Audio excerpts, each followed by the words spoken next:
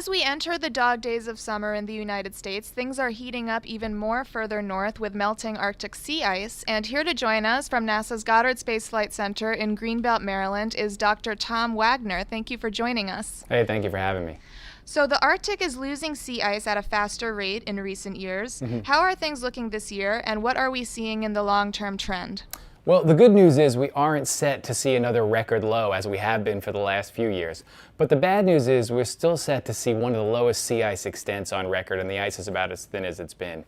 If you go back to the 1980s when the satellite record really starts, we've lost almost 2/3 of the volume of sea ice that used to be there. And that's important because it's a really important part of the Earth's system. How are we seeing these changes in the Arctic?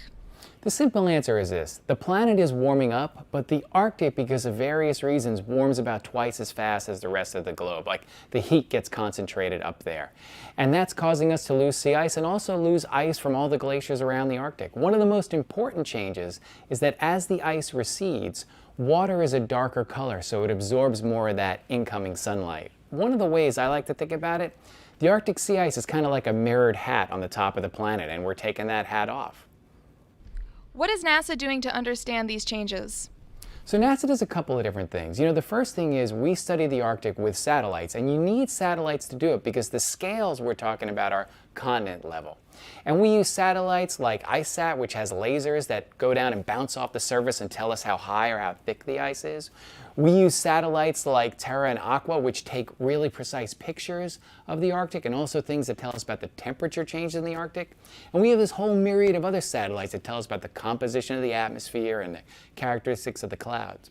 But on top of that, NASA is kind of the leading agency for aircraft studies of the Earth. And we have some major missions like IceBridge and ARISE, which is going out this fall. We take aircraft that are literally festooned with instruments to study the Arctic. How will these changes affect the United States?